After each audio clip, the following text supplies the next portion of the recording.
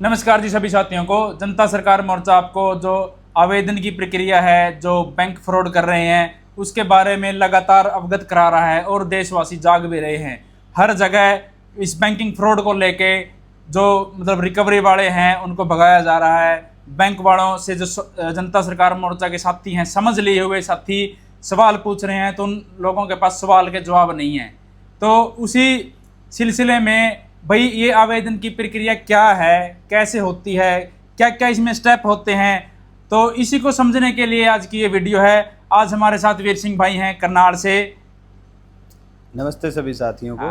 तो वीर सिंह भाई आपको बताएंगे कि भाई ये आवेदन की प्रक्रिया क्या है और कैसे इसको मतलब एक एक स्टेप वाइज आप इस पर बात करेंगे वीर सिंह भाई कि इसको एक एक स्टेप वाइज कैसे मतलब लोग आसानी से कैसे समझ सकते हैं।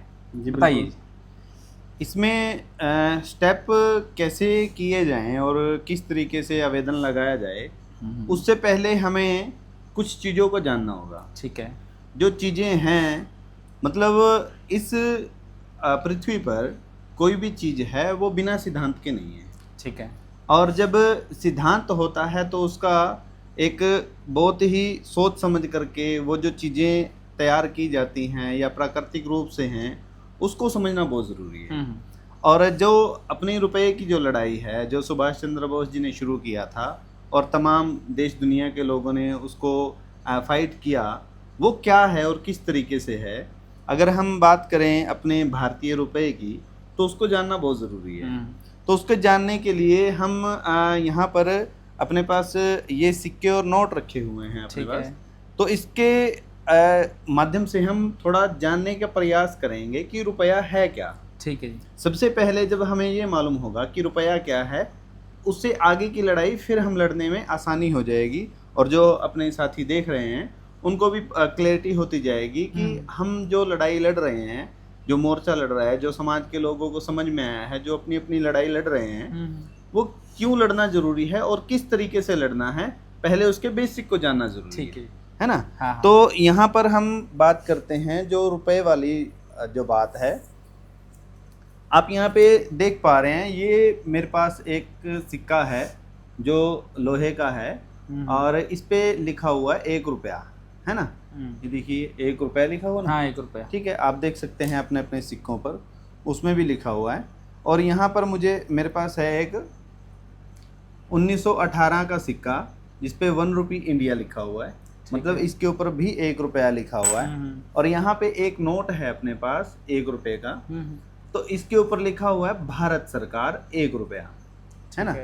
तो इसी तरीके से ये 100 का नोट है, इसको अगर हम जानने का इसके बारे में बात करें तो इसमें लिखा हुआ है भारतीय रिजर्व बैंक 100 रुपये। ठीक है। और इसके ऊपर जो ये नोट है इसके ऊपर नहीं लिखा हुआ कि मैं धारक को 1 रुपया अदा करने का वचन देता हूँ या इस तरीके का, जबकि आरबीआई के नोट पे ये लिखा हुआ है मैं धारक को 100 रुपये अदा करने का वचन देता हूँ। यही अंग्रेजी में भी है। ये जो प्रोमिसरी है इसको बदला गया है, वो किस तरीके से और कब बदला गया है उसके ऊपर भी चर्चा करेंगे। पहले हम ये जान लें कि रुपया क्या है। अब हमारे पास ये 4 नोट और सिक्के हैं। एक 100 का नोट है और एक 1 का नोट है और एक के ये 2 सिक्के हैं। एक चांदी का है जिसमें लगभग 94% के आसपास चांदी है और एक ये लोहे का है। अगर हम इसको आज बैंक में जमा करवाने जाएं तो इसको 103 रुपये में जमा करेगा बैंक। ठीक है। मतलब बैंक इसको भी रुपया मान रहा है, बैंक इसको भी रुपया मान रहा है और ये कागज वाले नोट को भी रुपया मान रहा है और इस 100 के नोट को भी रुपया मान रहा है ना। तो इसको 103 रुपये में जमा करेगा। जैसे ही आप बैंक के पास जाएंगे तो वो 3 रुपये में जमा करेगा, तो उसको मतलब तुरंत ही आप ये पूछ लीजिए जो वहाँ पे जमा करता है उससे पूछ लीजिए कि अगर हम कल को जब विड्रॉ कराने आएंगे तो आप हमें कौन से रुपए दोगे, ये दोगे लोहे वाला या ये कागज वाला दोगे या ये नीले वाला कागज दोगे या ये चांदी का दोगे, है ना। वो ये कहेगा कि नहीं ये तो जमा हो जाएंगे इस टाइप के, या आपको ये नीले वाले नोट ये मिलेंगे। आमतौर पे वो नीले वाले नोट देते हैं, चाहे वो जो भारतीय रिजर्व बैंक के द्वारा छापे गए हैं वो वाले नोट देते हैं। ठीक है। और मतलब यहाँ पर एक चीज स्पष्ट हो रही है कि जब बैंक के पास आप जमा करने जाते हो तो वो किसी और तरीके से डील करता है, जब आप लेने जाते हो तो किसी और तरीके से, यानी कि वो आपको जो रुपया दे रहा है वो वापसी में ये दे रहा है। अगर उससे बात करें कि भैया तुम ये सारे रख लो 103 रुपये, तो इसके 103 रुपये के बदले हमें ये चांदी वाला दे दो, तो बोलता है नहीं ये नहीं मिलेगा। मतलब क्या है, मतलब ये यहाँ पर ये है, अगर हम इसकी धातु का मूल्य लगाएं तो लगभग मेरे ख्याल 1800-2000 रुपये 10 ग्राम की चांदी है इस वक्त, है ना। वो जो 1800-2000 रुपये की चांदी है वो बैंक नोट के बराबर है। ठीक है, इसको समझना जरूरी है कि बैंक नोट और रुपए में क्या अंतर है। जो बैंक नोट है वो आरबीआई के द्वारा छापा जाता है, जो रुपया है वो रुपया है, और रुपया कब रुपया होता है ये जानने की अपन कोशिश करते हैं। ठीक है। देखिए इस जहां अब हम इस वक्त जहां बैठे हैं यहाँ पे कोई भी आप चीज उठा करके देख लो, उसका कोई ना कोई स्टैंडर्ड है, उसका मापक है। जैसे ये फैन चल रहा है तो इसके अंदर जो जो मटेरियल लगा हुआ है, इसके ब्लेड हैं वो कितने इंच कितने सेंटीमीटर के हैं, इसके अंदर जो कॉपर लगा है उसकी क्वालिटी उसमें दर्शाई गई है, वो कितने चक्कर लेता है, मतलब उसके आरपीएम कितने हैं, कोई भी चीज है उसका प्रॉपर मापक उसका मापक है कि इसका जो घूमने की स्पीड है वो आरपीएम का क्या रेट है, मतलब कितने 1 मिनट में वो कितने चक्कर काटता है ना। तो वो सारी चीजें तय की गई हैं, मतलब उसके बेसिक में क्या क्या चीजें हैं वो बताया गया है। जैसे 1 लीटर की बात करते हैं हम, तो 1000 मिलीलीटर जब होता है तो 1 लीटर बनता है। ठीक है ना। 1000 मतलब 1 लीटर का मतलब ये नहीं है कि कोई डब्बा ले हम और उसको डाल दें और वो 1 लीटर हो जाए, नहीं, उसको मापने की इकाई है और वो है 1000 मिलीलीटर, है ना। 1000 मिलीलीटर जब तक नहीं होते हैं तब तक 1 लीटर पूरा नहीं होता है। ऐसे ही किलो का बाट लेते हैं हम जब, तो किलो के मापक की भी इकाई है जो 1 ग्राम से शुरू होती है और वो जब 1000 ग्राम होता है तो वो किलो होता है। ठीक है। अब जो मापक है, मान लीजिए लीटर वाला मापक है, अगर वो एल्युमिनियम का हो तब भी लीटर ही मापेगा, है ना। अगर वो लोहे का हो तब भी लीटर है, अगर कॉपर का हो तब भी लीटर है, मतलब उसको किसी भी धातु से आप उसका मापक बना लो, यानी कि उसका जो मापक है वो स्टैंडर्ड स्थिर होना चाहिए, 1000 मिलीलीटर होना चाहिए, तो अपने को कोई दिक्कत नहीं है। इसी प्रकार से जब हम एक बट्टे की बात करते हैं, वेट की बात करते हैं, 1 किलो का जो मापक है वेट है वो 1 किलो होना चाहिए, यानी कि 1000 ग्राम होना चाहिए, चाहे वो सोने का हो, चांदी का हो, चीज का हो, पत्थर का हो या किसी भी धातु का हो, उससे कोई मैटर नहीं करता।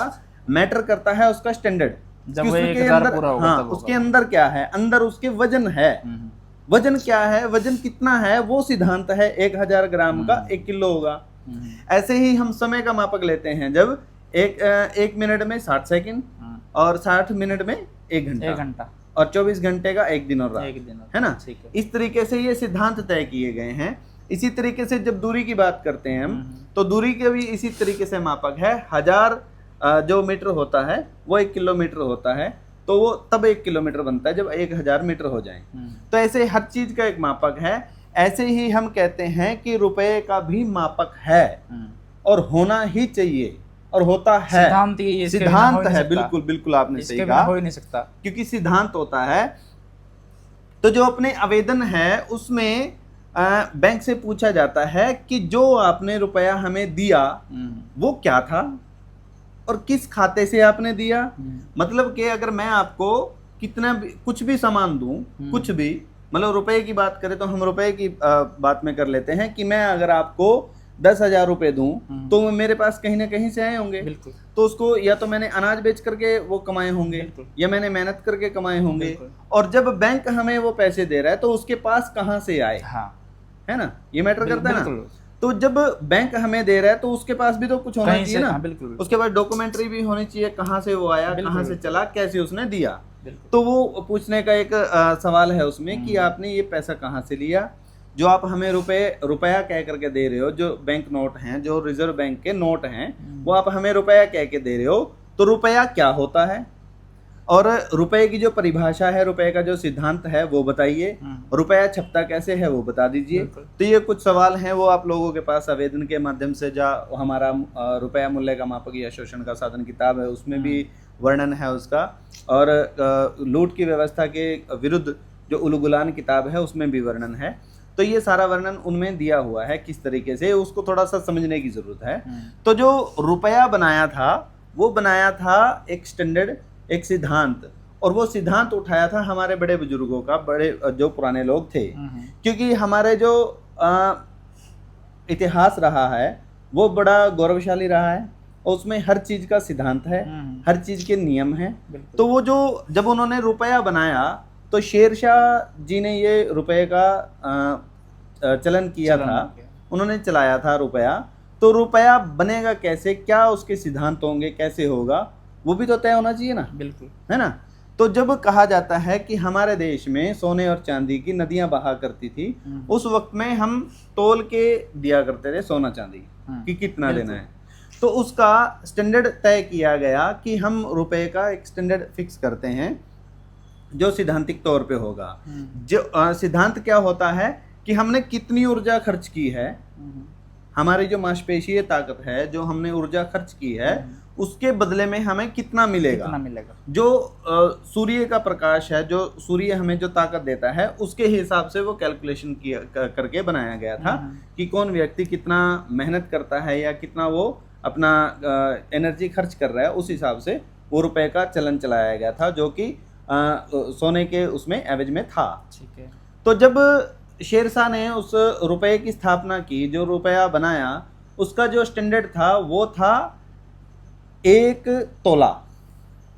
1 तोला सोने की मोहर बराबर 10 रुपए। 10 रुपए जी, ठीक है। 1 तोला सोना बराबर 10 रुपए एक मोहर हो जाया करती थी। और जो मोहर थी उसका भी स्टैंडर्ड था। जो मापक है मोहर का वो है 11.664 ग्राम, मतलब 1 तोला। 1 तोला है ना, उसका मापक है। और जो अभी चल रहा है वो 10 ग्राम की बना दी उन्होंने। नहीं, वो चल नहीं रहा, वो 10 ग्राम ही है। अच्छा। वो 1 तोला नहीं है, वो मतलब वो, हम हाँ, मान लेते हैं, वो मान लेते हैं, अज्ञानता के कारण, नॉलेज ना होने के कारण हम लोग मानने लगे हैं कि सुनार ने 10 ग्राम जो दिया है वो 1 तोला है। हम मान लेते हैं कि लगभग 1 तोला है।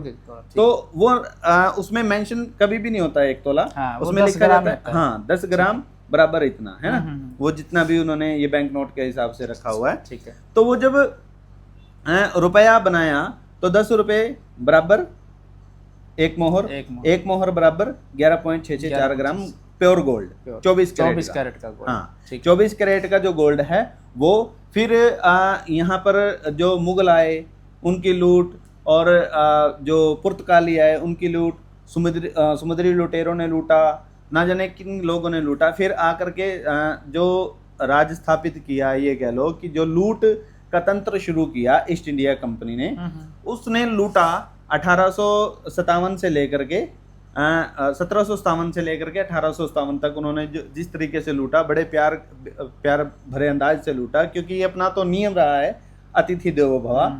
तो वो हमारे अतिथि, हमारे मेहमान बन करके हमारे देश में आए और हमें हमारे प्यार की वजह से हमें लूट करके ले गए, क्योंकि हम तो अतिथि देवो भव वाले लोग हैं। तो उन्होंने हमारे साथ ऐसे ठगी किया। तो वो ठगी करते करते जब उन्होंने यहाँ पर 1857 की जो क्रांति हुई, जो विद्रोह हुआ, उसके बाद उन्होंने यहाँ पे आईपीसी, सीपीसी और सारे जितने भी जुडिशरी का और जो कानून इन्होंने लागू किए वो बनाए। 34,735 कानून भारत को लूटने के लिए, भारत को बर्बाद करने के लिए बनाए गए। तो वो बनाने के बाद जब उन्होंने लागू किया तो चलते चलते उन्होंने देखा कि अब भारत के लोगों को कैसे लूटा जा सकता है। तो ये मान लो कि उन्होंने एक ही रात में, एक ही कानून में, या एक रात में ये कह लो, जब पेपर करेंसी एक्ट बनाया इन्होंने 1882, उसमें पूरा वर्णन है, इन्हीं की भाषा है, इन्हीं का कानून है, इन्हीं के लिखे हुए का सारा सिस्टम है। इनके किनकी, जिनकी बात हम करते हैं ईस्ट इंडिया कंपनी की, जो इन्होंने ये जो कानून वगैरह ये सब चीज़ें बनाई, उन चीज़ों की बात कर रहे हैं। तो उन्होंने किन्होंने बनाया, वो इंग्लैंड के लोग थे, इजराइल के लोग थे, वो सब आप जानते हो। खैर वो लंबी चर्चा है, उस पर भी कभी चर्चा करेंगे। तो उन्होंने 1882 में पेपर करेंसी एक्ट बनाया कि जो सोना है उसको रिजर्व रखा जाएगा ताकि कोई लूटपाट ना करे, उसके बदले में आपको रसीद दे दी जाएगी। ये रसीद का जो चलन चला 1882 पेपर करेंसी एक्ट के तहत चला। तो उन्होंने इस तरीके से बनाया। उसी एक कानून से इन्होंने लूटा, जो इन्होंने कहा कि जो टकसाल हैं वो सारे के सारे बंद होंगे और अब जो रुपया छापेगा वो ईस्ट इंडिया कंपनी छापेगी, ठीक है, जो सिक्का जारी करेगी। जो 11.664 ग्राम का प्योर गोल्ड का सिक्का है वो ईस्ट इंडिया कंपनी छापेगी। जैसे ही उन्होंने कानून के तहत हमें लूट करके ये कानून बनाया, तो कानून बनाने के बाबत उन्होंने क्या किया, जो 11.664 ग्राम यानी कि 1 तोले की जो मोहर थी वो 15 रुपए की कर दी। अच्छा, वहीं से स्टार्ट कर दिया उन्होंने। जी। ये 1882 का जो पेपर करेंसी एक्ट बनाया है, तब उन्होंने मतलब ये कह लो कि 1/3 यानी कि 33% की लूट एक ही कानून में कर दी। ठीक है। वो कैसे, इसको हम थोड़ा सा समझेंगे। मान लीजिए कि आज मेरे पास चांदी के 300 सिक्के हैं और आज उस चांदी के सिक्कों 300 सिक्कों में जब मैं सोने की मोहर लेने जाऊंगा तो कितनी आएंगी? कितनी आएंगी? 300 इंटू 30 है ना। तो मतलब कि लगभग ये 30 मोहर आएंगी। मतलब 100 रुपए में 10 मोहर आ जाएंगी जब तक वो 10 रुपए की है। तो वो जो चांदी का 1 रुपए का सिक्का बनाया था, जो सिक्का था, उसके बदले वो मतलब 100 जो मोहर है हमारी, हाँ, वो 300 के बदले हमारे पास 30 आ जाएंगी। और जैसे ही कानून बना दिया कि पेपर करेंसी एक्ट बनाया इन्होंने और बोल दिया कि अब जो मोहर है वो 15 रुपए की है, फिर 300 सिक्कों में कितनी मोहर आएगी सोने की? वो उसके जो जितना वो बढ़ाया उन्होंने वो उसकी उतनी ही कम हो जाएगी। लगभग वो बनता है 20 मोहर, यानी कि 10 मोहर की 10 वो खा गए। हाँ, 10 मोहर वो लूट करके खा गए। उस तरीके से उन्होंने लूटा। तो वो चलते जैसे वो चला पेपर करेंसी एक्ट 1882 का जो सिलसिला उन्होंने चलाया, उस तरीके से ईस्ट इंडिया कंपनी ने हमारी 33% लगभग लूट लिया। लूटने के बाद फिर जब वो कॉइनेज एक्ट आया, कॉइनेज एक्ट में भी जो पूरा दर्शाया गया है, जो 1882 का पेपर करेंसी एक्ट है, वो अपना आईपीसी की जो धारा है 489 और उसकी आगे उपधाराएं हैं, तो उनमें सारा वर्णन किया हुआ है कि रुपया कैसे छपता है, किस तरीके से छपता है और नकली रुपया कैसे होता है, असली कैसे होता है। अब जब हम बात करते हैं कि ये नोट असली है कि नकली है, इसको नकली और असली तय करने का ये तार थोड़ी ना सिद्ध करेगा। जिसमें ये ब्लू कलर का तार है, ये सिद्ध नहीं करेगा ना कि ये नकली है या असली है। वो नोट किस तरीके से बनाया जाता है, हाँ, उसका सिद्धांत तय करेगा कि उसके एवज में कितने नोट रखे हुए हैं, कितना सोना रखा है, कितने नोट हैं उसके एवज में। तो वो जब 1882 का पेपर करेंसी एक्ट बनाया गया तो वो उसमें लगभग 33% की लूट हो गई। फिर उन्होंने आगे बढ़े वो 1906 में कॉइनेज एक्ट बनाया। फिर 1835 में आरबीआई एक्ट आया, है ना। आरबीआई की आप देखोगे तो ये कहाँ से आया? ये इंग्लैंड से आया। इंग्लैंड की ही एक शाखा है, ठीक है। और ये शाखा है, ये कैसे सिद्ध होता है? यहाँ से सिद्ध होता है। ये 1 रुपए पे लिखा हुआ भारत सरकार, इस पे लिखा हुआ है आरबीआई, है ना, रिजर्व बैंक ऑफ इंडिया।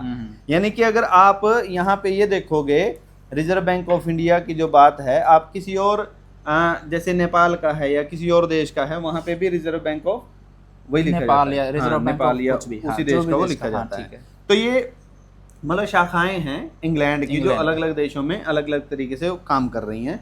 तो जो 1882 का अपना पेपर करेंसी एक्ट आया, उसके बाद फिर उन्होंने एक 33% की लूट हमारी कर ली। फिर इसको आगे बढ़ाते गए, यानी कि जो नोट बनाया, पहले तो सोने चांदी के सिक्के चलते थे और फिर उन्होंने नोट बना दिया कि सोना हमारे पास रख दो और ये उसकी रसीद ले लो, ये नोट ले लो। ये नोट कैसे हमारे पास है, इसको थोड़ा सा इसको और एक्सप्लेन करते हैं कि आसानी से समझ में आ जाए। जैसे मान लीजिए किसी के पास जमीन है, 1 एकड़ है या 1 प्लॉट है या कितना भी है, उसके जो कागज होते हैं वो नोट्स होते हैं उसके, है ना। हाँ, वो रसीद लगा लो, नोट्स लगा लो कि उसके नोट ही तो बने होते हैं ना, नोट बने, ठीक है। उसको हम मतलब नाम दे करके हम थोड़ा सा क्लियर करने का प्रयास कर रहे हैं। ऐसे ही ये रुपए का नोट है और इसके ऊपर वचन खंड भी लिखा हुआ है। और इससे पहले जो नोट हुआ करता था उसके ऊपर लिखा होता था इंग्लिश में कि मैं धारक के मांगे जाने पर इतने रुपए अदा करने का वचन देता हूँ, है ना। और इस पे लिखा हुआ है मैं धारक को 10 रुपए देने का वचन देता हूँ। वो मांगे जाने पर था, वहां पर वो शब्द काट दिया, वो लाइन काट दी, वो लाइन चेंज कर दी। हाँ, लाइन चेंज कर दी उसमें। वो इंग्लिश वाला जो एफिडेविट था वो चेंज कर दिया। और एफिडेविट चेंज करना कितना जुर्म है ये वकील भाई लोग जानते हैं। हाँ। वो सब चीजें उनको मालूम है, कोई दिक्कत नहीं उसमें। तो ये जो रुपया इन्होंने नोट बनाया तो ये उसकी रसीद बनाई, जैसे हमारे घर के प्लॉट की वो कागज होते हैं, कागज रसीद है वो। हाँ, हमारे मोटरसाइकिल की जो आरसी है वो कार नहीं है, हाँ, वो मोटरसाइकिल नहीं है, लेकिन उसकी रसीद है कि उसका प्रमाण है कि इस नंबर की, इस मतलब इस नंबर की और इस व्यक्ति की ये बाइक है या कार है। इसी तरीके से हमारी जमीन के कागज हैं, वो बताता है कि इतना प्लॉट इस दिशा में, इस गली में, यहाँ नुक्कड़ पर ये प्लॉट उसके नाम से है ना, उसकी रसीद है। हाँ, अगर मान लो मैं ये बात करूं कि आप मेरे से जमीन ले लो, खरीदो या प्लॉट खरीदो, मान लीजिए प्लॉट आपने खरीदा, तो मैं क्या कागज दे दूं आपको, चल जाएगा काम? नहीं, मैं तो जमीन आएगी, वो कागज तो सिर्फ कागज आएगा हाथ में।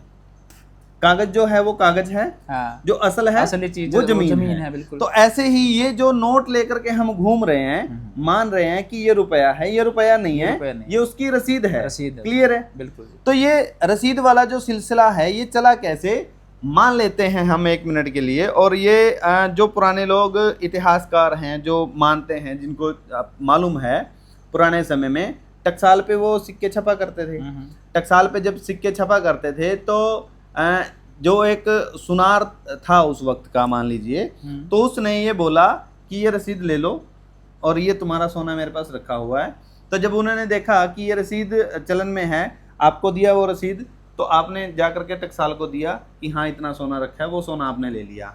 फिर ऐसे ये सिलसिला चलना शुरू हो गया।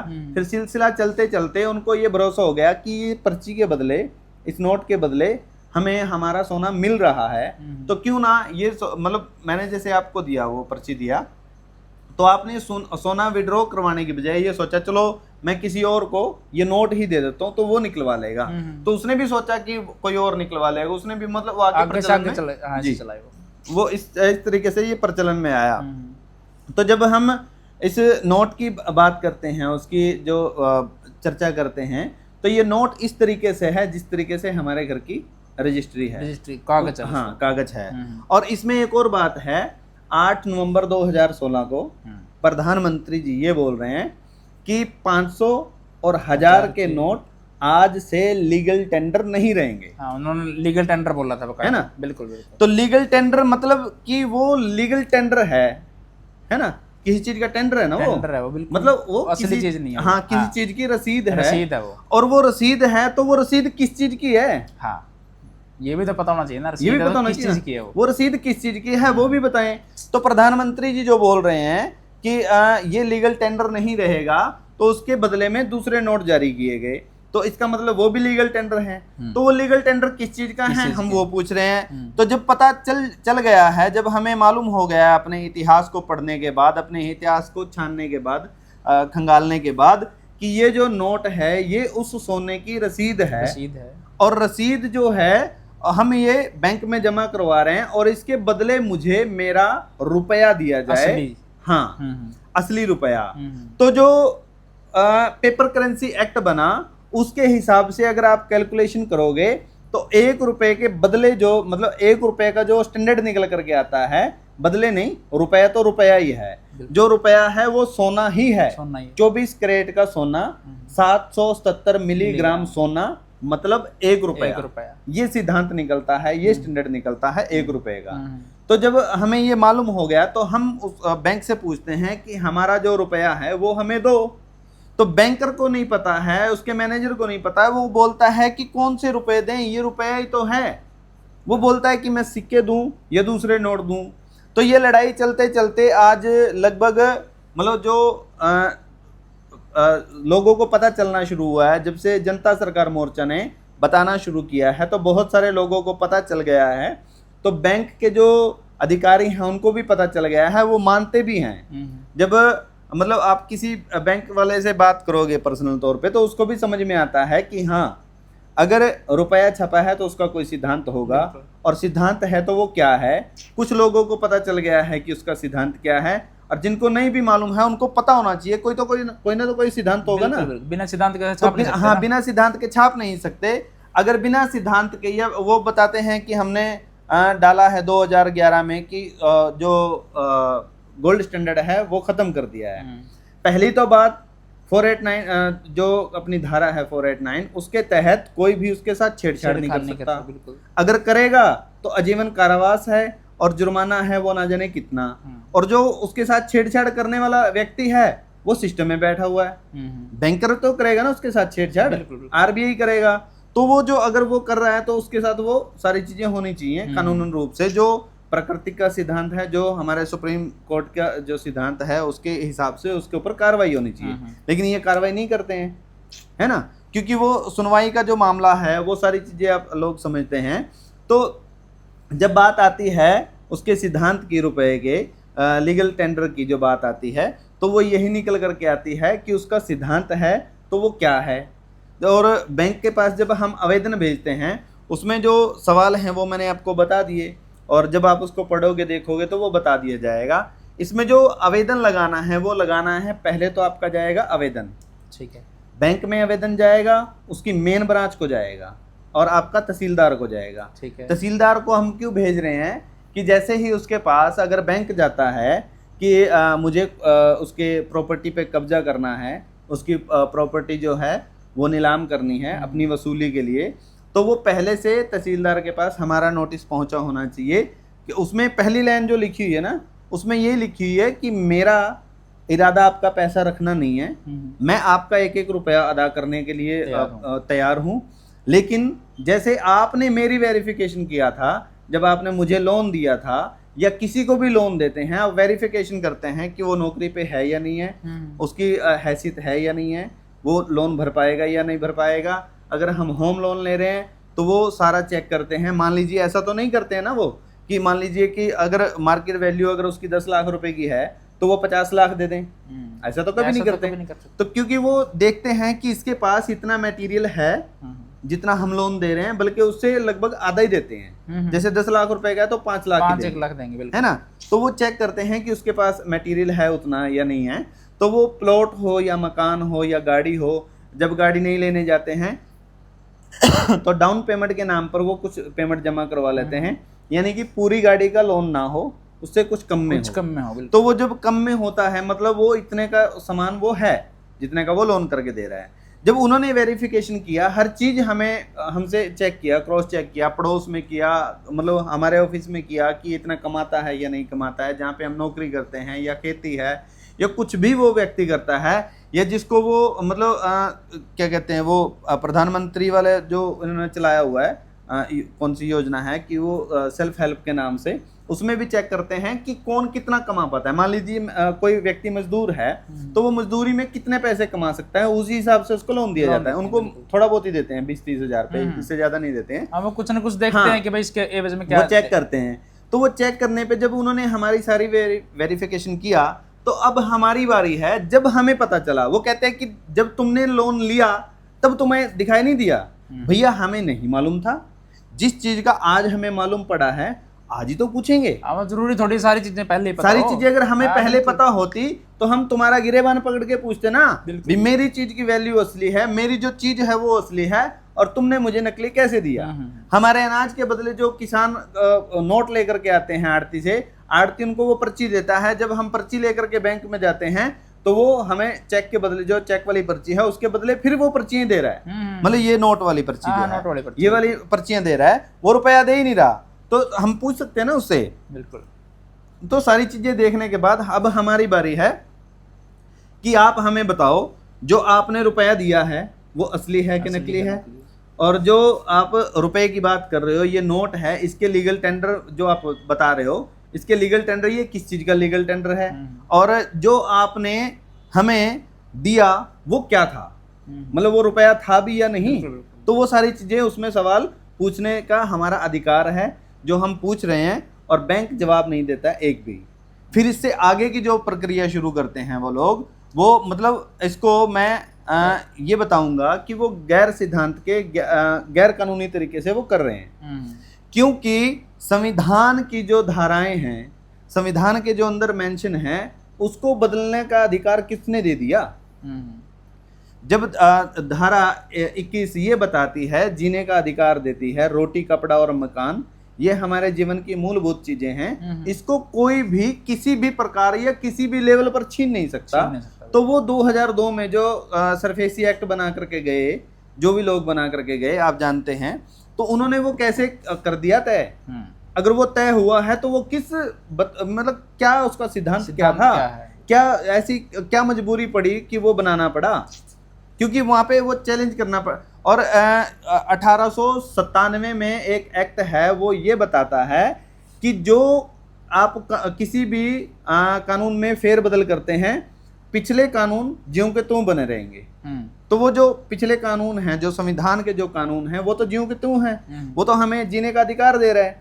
तो ये लोग कैसे बना सकते हैं उस चीज को? अगर अधिकारों में छेड़खानी कर रहे हैं वो, उस अधिकारों में हमारे साथ ये तो ह्यूमन राइट्स है ना। बिल्कुल। तो ये जो मानवाधिकार है उसके साथ छेड़छाड़ कर रहे हैं, और सिद्धांत के साथ छेड़छाड़ कर रहे हैं, संविधान के साथ छेड़छाड़ कर रहे हैं, जो कि ये बिल्कुल गलत है। ये बिल्कुल भी स्वीकार नहीं करेगा समाज के लोग बैठे हुए।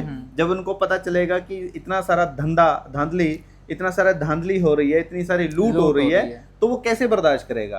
अपना काम जो है वो है बताना, है ना। हमें बताना है लोगों को कि क्या चल रहा है। तो वो जब उसको, अभी तो लोगों को ये नहीं मालूम है, मतलब अगर आज की पीढ़ी की बात करें तो उनको तो यही मालूम नहीं है रोटी कैसे बनती है ना। वो तो ये सोचते हैं कि जो हम जब किसी शॉप पे जाते हैं, मतलब जो ये बने हुए हैं आजकल, आपको पता है कबाड़ खाने, वहां पे जाते हैं तो हमें रोटी मिल जाती है, पिज्जा बर्गर ये सब चीजें खाने की मिल जाती है। उनको मालूम ही नहीं है कि वो खेत में बन रहा है ना। तो वही चीज है कि जब ये रुपए का सिस्टम बना रहे थे, उधर से जो वर्ल्ड वॉर चल रहा था, उस वक्त की बातें हैं, उसके बीच की बातें हैं, बहुत सारी चीजें, कोई इधर की बात है, कोई इधर की बात है, मतलब उस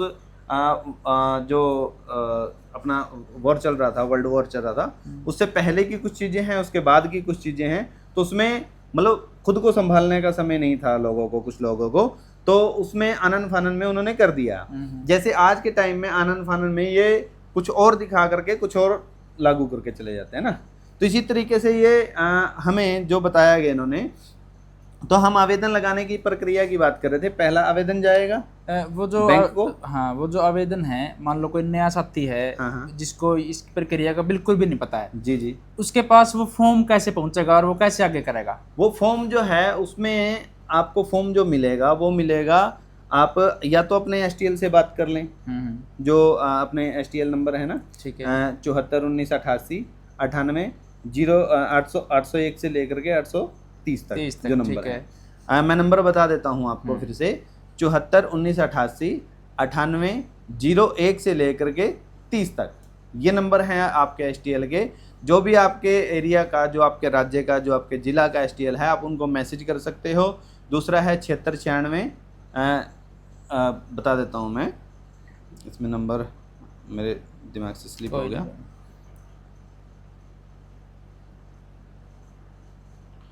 76 96 62 76 56। इस नंबर पे अगर कोई भी मैसेज करेगा तो आगे से रिप्लाई आ जाएगा, वो फॉर्म उसके पास आ जाएगा। हाँ, उसके पास फॉर्म आ जाएगा। उसके बाद वो फॉर्म आ जाएगा, तो वो क्या करेगा? वो फॉर्म आ जाएगा, वो वीडियोस हैं कुछ आपको, जैसे हम समझा रहे हैं वीडियो के माध्यम से कि रुपया क्या था, जितना भी हम समझा पाए और जितना भी आप समझ पाए, तो उस तरीके से वो समझाने का सारा सिस्टम है, किस तरीके से वो होगा, कैसे कर पाएंगे आप लोग। उसमें एक फॉर्म भी है, वो फॉर्म जो है वो आपने हिंदी में भरना है, जो डिजिट है वो 1 2 3 में भरना है, बाकी आपने अपना नाम, अपना एड्रेस, अपना जो भी आपका अपने इन्फॉर्मेशन देनी है वो हिंदी में देनी हो, ठीक है। तो वो आपने बैंक से स्टेटमेंट निकलवा करके, वो पूरा कैलकुलेशन करके कि कितना आपका लोन है, कितना है, कितना बचा हुआ है और कितना अभी और मांग रहा है बैंक, तो वो सारी चीज़ें उसमें मेंशन करनी है। तो आपके पास PDF बन के आ जाएगी। PDF बनने के बाद आप उसको प्रिंट आउट करवा लो। प्रिंट आउट करवाने के बाद एक आवेदन जाएगा बैंक में, एक उसकी मेन ब्रांच में, एक RTA जाएगी RBI में, और एक जाएगा आवेदन जो जाएगा वो तहसीलदार के पास जाएगा। तहसीलदार के पास जाने के बाद फिर एफआईआर जाएगी, वो जाती है अपना थाने में, ठीक है, उसको जाती है एसपी को, डीसी को, और अपना जाती है तहसीलदार को और डीजीपी को, जहाँ का भी डीजीपी है उसको जाएगी वो, ताकि उनके जहन में हो कि हमें कैसे करना है और क्या चीज़ें हम मतलब हम क्या कह रहे हैं, वो सारी चीज़ें उसमें लिखी हुई हैं ऑलरेडी, ठीक है। तो वो समझ नहीं आती है तो वो हमारा फॉल्ट नहीं है, वो अपनी जाएं, अपनी दुरुस्त अपना सारी जानकारियाँ दुरुस्त करके आएँ, अपने वकीलों से बात करें या जो भी उसको तय करने वाला है उससे अपनी जानकारी प्राप्त करके उस बात का जवाब दें। अगर गलत हैं तो काम करें, बिल्कुल। अगर वो गलत हैं बैंक वाले तो उनके ऊपर कार्रवाई होनी चाहिए। अगर जो लोनी है, जो लोन नहीं मतलब लोन ले लिया है और वो जो सवाल कर रहा है, अगर उसकी बात में कुछ गलत है तो उसके ऊपर कार्रवाई करें, है ना। तो इस तरीके से जब एफआईआर होगी फिर आपका जाएगा आरटीआई, फिर जाएगा आपका ऋण भुगतान, है ना।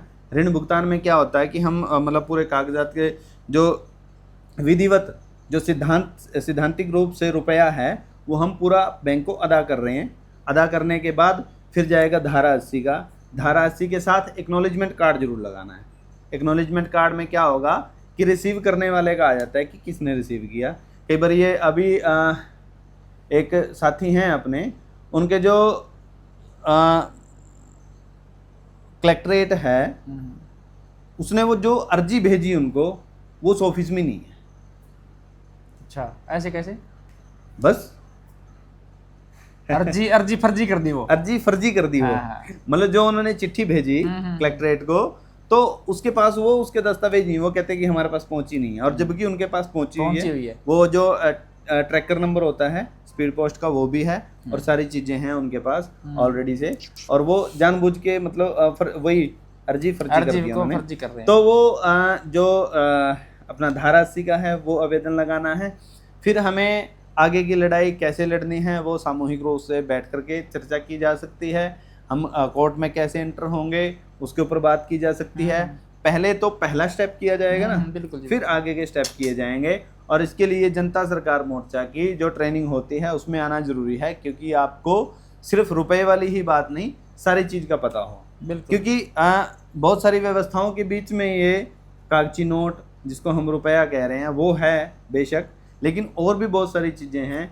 जैसे कि आप लोग जानते हैं कि जनता सरकार मोर्चा बहुत लंबे समय से सभी मुद्दों पर बात कर रहा है। गांव के मतलब प्रत्येक व्यक्ति के, चाहे वो गांव के हों या शहर के हों, जो भी व्यक्ति है उसके जीवन से रिलेटेड, उनके जीवन से जुड़ी हुई हर बात के मुद्दे पर बात कर रहा है ना। तो इस तरीके से हमें जानना होगा, समझना होगा, तभी लड़ाई लड़ सकते हैं। ये जो युद्ध है ये ज्ञान युद्ध है। ये सूचना अगर आपके पास है, आपको मालूम है कि क्या करना है क्या नहीं करना है, तो बात बन जाएगी। अगर आप अनजान हैं, आपको इन्फॉर्मेशन नहीं है, तो आपके साथ कोई भी आकर के बदसलूकी भी करेगा और आपके साथ मतलब किसी भी तरीके से वो आपके साथ शोषण कर सकता है। असल में जो हो रहा है वो पूरे समाज के साथ शोषण हो रहा है, चाहे वो किसी भी तरीके से हो। तो ये शोषण ना हो इसके लिए पहले तो हमें जागरूक होना पड़ेगा। और जो सिस्टम है, जो हम जिनको सरकारें कहते हैं या बैंक कहते हैं, वो लिखित की भाषा जानता है और लिखित में हमें देना ही है। इसके बीच में जो ये 4-5 पॉइंट बताए मैंने आपको कि पहले आवेदन लगेगा, फिर एफआईआर जाएगी, फिर धारा 80 जाएगा, ऋण भुगतान जाएगा, ये सारी चीजें करते हुए अगर आपके पास कोई नोटिस आता है, जैसे ये 13/2 का नोटिस भेजते हैं, तो उसका रिप्लाई अलग से चला जाएगा। तो जहाँ से आपका आवेदन बन के आएगा अब वहाँ पे मैसेज कीजिए कि ये हमारे वाला ये बना के भेजिए, तो वो बन के आ जाएगा, उसका रिप्लाई जाएगा। चाहे वो 13/2 का हो, 13/4 का हो, कोई भी किसी भी प्रकार का अगर नोटिस आता है तो उस तरीके से आप कर सकते हैं उसको। ठीक है। तो अभी जो रुपए वाली चर्चा और जो आवेदन लगाने वाली जो बात थी यहाँ पे लगभग पूरी होती है। अगर किसी का कोई डाउट है या कोई सवाल है तो हमें कमेंट बॉक्स में जरूर बताएं और इस वीडियो को आगे भी शेयर करें ताकि दूसरों तक भी ये जानकारी पहुँचे। बिल्कुल, जितना हमारा प्रयास था वीर सिंह भाई ने बहुत अच्छे और मतलब सरल तरीके में समझाया है कि ये पैसा क्या है, कैसे ये बैंकिंग सिस्टम फ्रॉड है, और जो मतलब जो लूट हो रही है उससे बचने के लिए जो ये आवेदन की प्रक्रिया मोर्चे वालों ने बताई है, सिखाई है लोगों को। तो ये प्रक्रिया स्टेप बाय स्टेप कैसे करनी है वो भी इस वीडियो में आपको मिली है। तो धन्यवाद साथियों इसको वीडियो को देखने के लिए, और आगे से आगे इस वीडियो को जरूर पहुंचाएं ताकि जो देश का, गांव का लास्ट व्यक्ति है वहां तक ये बात पहुंचे कि जो ये लूट हो रही है उसके खिलाफ हमको खड़ा होना पड़ेगा। धन्यवाद साथियों। धन्यवाद।